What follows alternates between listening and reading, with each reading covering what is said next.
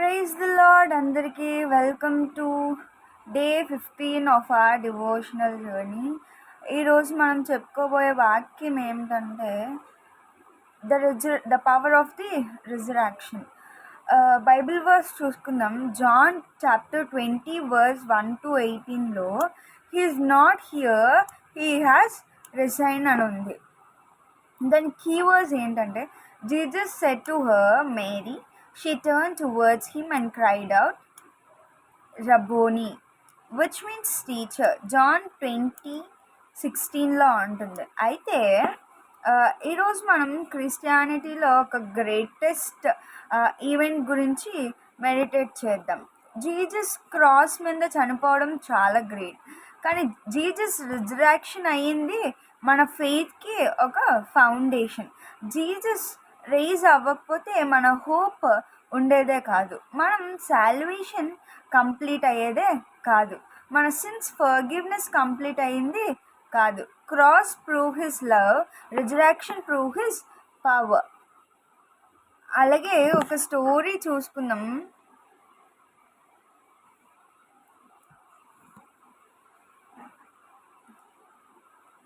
ఒక స్టోరీ ఏంటంటే John chapter 20లో ఉంటుంది ఆ స్టోరీ.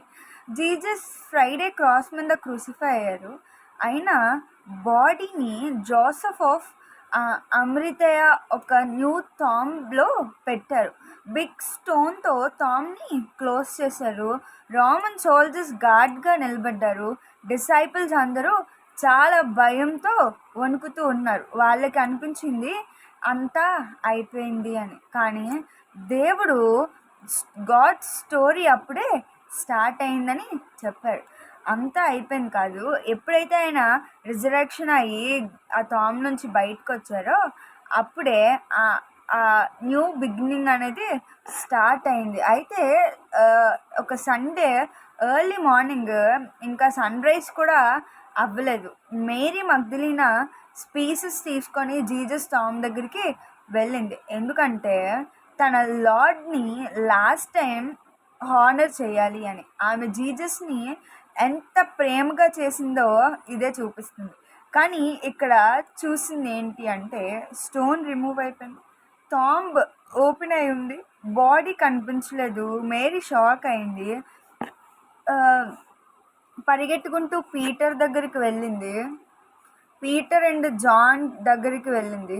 లార్డ్ బాడీ ఎవరో తీసుకెళ్లారు అని చెప్పింది. పీటర్ అండ్ జాన్ ఏం చేశారు? టామ్ దగ్గరికి పరిగెత్తుకొని వెళ్ళారు. జాన్ ముందు రీచ్ అయ్యాడు. పీటర్ లోపలికి వెళ్ళాడు. గ్రేవ్ క్లాత్స్ అక్కడ ఉన్నాయి. ఫేస్ క్లాత్ సపరేట్గా ఫోల్డ్ చేసి మరీ అక్కడ పెట్టబడింది. ఇది చాలా ఇంపార్టెంట్. థీవ్స్ బాడీని స్టీల్ చేసేటప్పుడు ఆ క్లాత్స్ అని అలా మడత పెట్టి ఉండేవారు కాదు. జీసస్ హరిలో ఎస్కేప్ అవ్వలేదు. ఆయన విక్టరీతో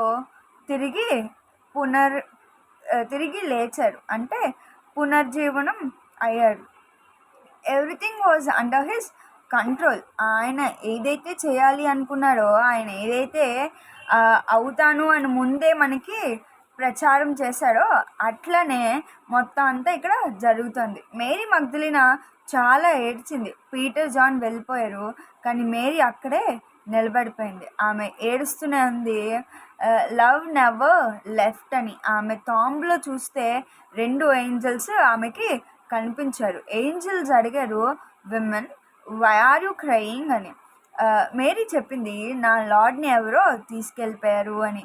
ఆమె వెనక్కి తిరిగింది. జీసస్ అక్కడే నిలబడి ఉన్నారు, కానీ మేరీ ఆయనని రికాగ్నైజ్ చేయలేకపోయింది. ఆమె గార్డెనర్ అక్కడ అనుకుంది, ఎంత బ్యూటిఫుల్ మూమెంట్ ఇది అని.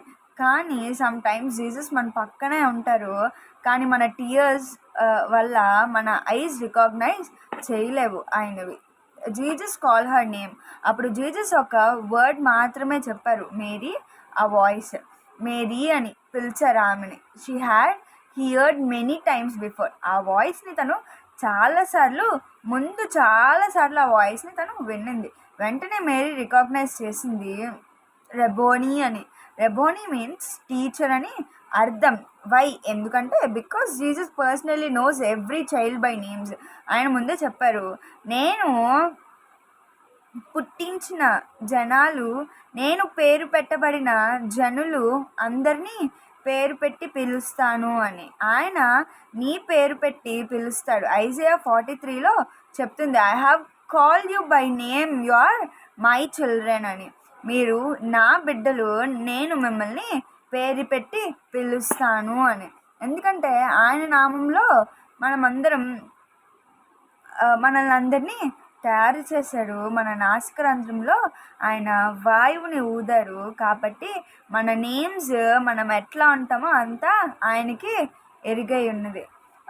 Why Mary Magdalena? ఎందుకు? బైబిల్ ప్రకారం మేరీ మగ్దలీనాలో జీసస్ 7 డీమన్స్ని క్యాస్ట్ అవుట్ చేశారు.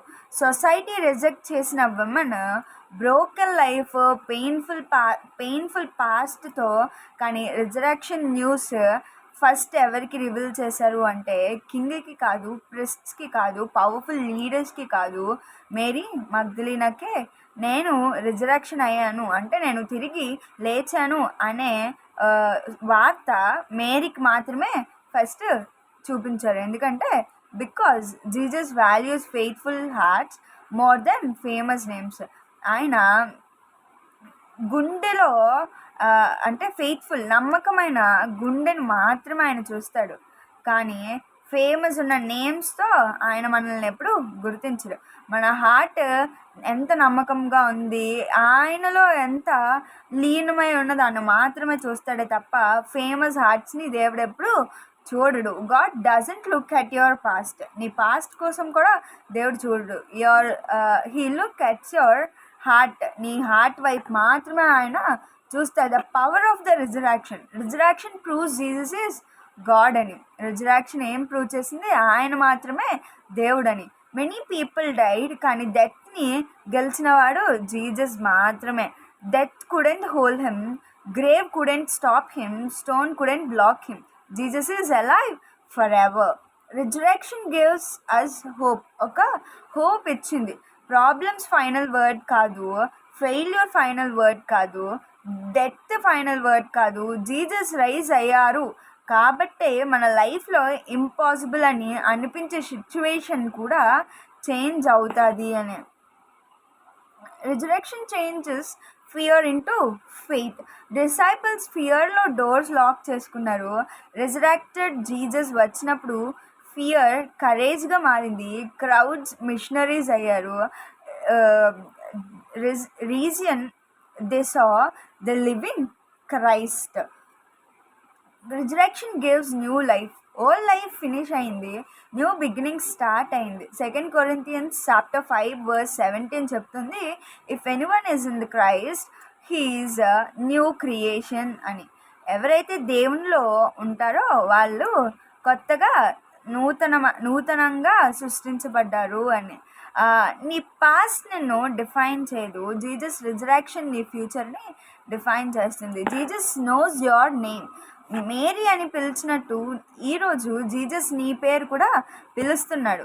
నా దగ్గరికి రా, నేను బ్రతికే ఉన్నాను, నేను నిన్ను వదలలేదు అని. మేబీ టుడే నీ డ్రీమ్స్ చనిపోయాయి అనిపించవచ్చు, హోప్ చనిపోయింది అనిపించవచ్చు, రిలేషన్షిప్ బ్రేక్ అయింది, కెరియర్ ఇక్కడితోనే స్టాప్ అయిపోయింది, ఫెయిత్ కూడా చాలా వీక్ అయిపోయింది అని అనిపించవచ్చు. రిమెంబర్, ఫ్రైడే పెయిన్ పర్మనెంట్ కాదు. సండే రిజరాక్షన్ వస్తుంది, గాడ్ డిలే చేస్తాడు కానీ ఫెయిల్ అవ్వదు. Empty Tom means God always has the final word. Jesus said to her, Mary.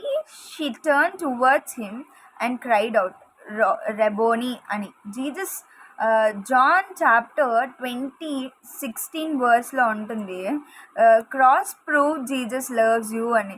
The empty tomb proves nothing is impossible for him. Jesus is alive and because he lives there is a hope for every broken heart. Hallelujah. Amen.